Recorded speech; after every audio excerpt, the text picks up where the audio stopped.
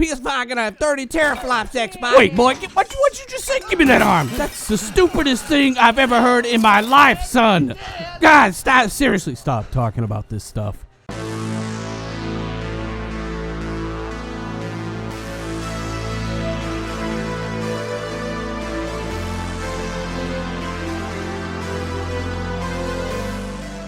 What is going on, guys? It's Dealer here, back again with yet another video, one that contains quite possibly the stupidest, no it is the stupidest theory I've ever heard, or at least in 2019, okay? I'll give you a little bit of credit here.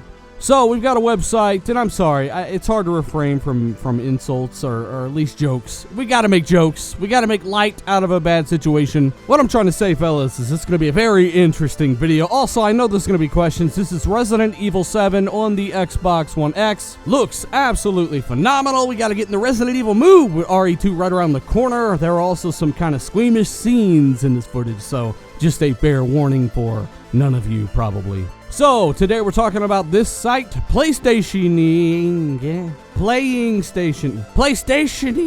whatever, you know what I'm saying. A user on this site actually had the goal to post this, and I just got a little chuckle off of it because it's absolutely incredibly insane. I'll just put it out there. The author of this little gem right here, of course, well, he thought that the PlayStation 5 might have a full-fledged, full-blown, essentially Radeon VII GPU in this thing. Now there are a metric ton of problems here, but just to be clear, you're talking 60 compute units at 1800 megahertz, you're talking a terabyte of memory bandwidth, and if you do the math, you're talking 30 teraflops, 5 times more powerful than the Xbox One X at peak compute. Okay, I should say if you do their math, because they are using half floating point operations for some reason. The Radeon 7 is about 14 teraflops, 13.8 to be precise. Now this is important because this is how their math is stretched, and this is how it goes from being just above 2 times more powerful to 5 times more powerful. Now it's been a while since I've talked about this, but as I've explained before, developers do not make games with 16-bit operations in mind. As a matter of fact, games have moved up to 64-bit operations. This is why something like FP16 will never ever really greatly increase any performance on any system out there. And of course, I'm talking about console games, not compute-related workloads. It will help with smaller tasks though, by a small degree. If you guys remember, we had all of these channels, and some of them were even reputable, quote-unquote, saying that PS4 Pro's power was doubled from 4.2 to 8.4 teraflops, all because of little old FP16. Well, that didn't quite work out as we were saying that it would not. So this is important because they are essentially doing the same thing here.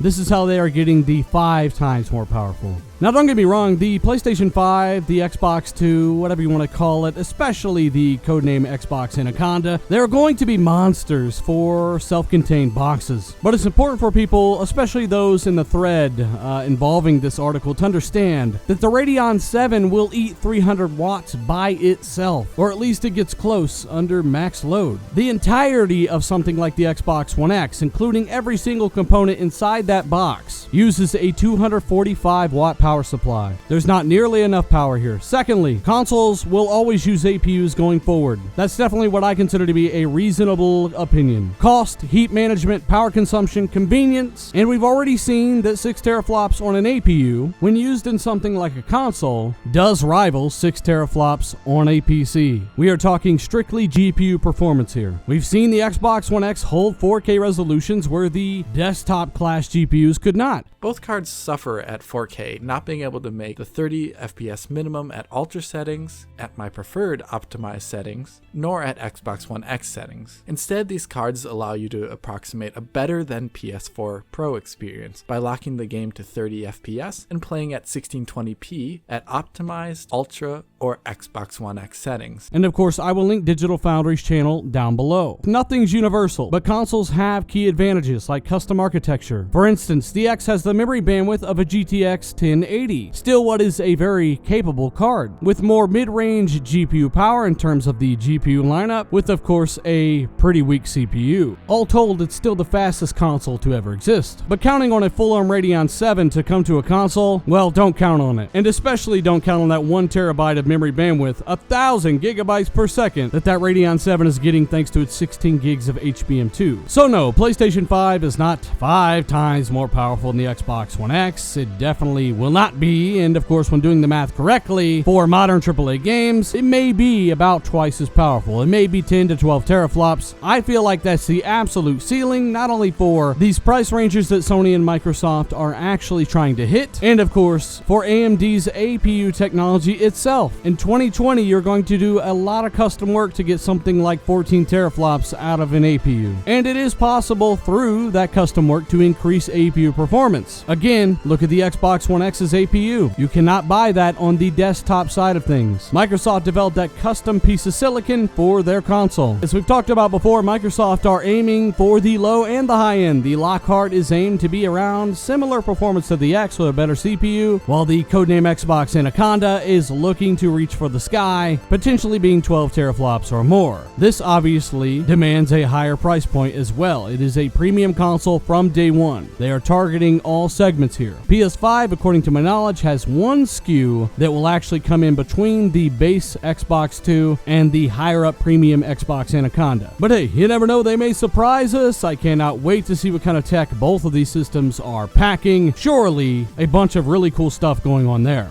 So, as always, I'd like to know what you guys think down below. Let me know, and of course, hit that like button if you found this video interesting at all. Share this with a buddy or two, because that kind of stuff really does help. And of course, subscribe if you're new. You want to keep up with all the latest and greatest on these systems? I've got you covered. And keep in mind, as I've said long ago, teraflops are kind of the only metric that we have to go on in the console world, because it's the only thing that developers really measure these things by. What they are is a way to measure workload performance at the end of the day, but obviously the more capable your GPU in this area, the better it's likely to do in games, at least in many cases. So this is why developers do use teraflops to explain how powerful something is. It's good to put a metric on some of this stuff.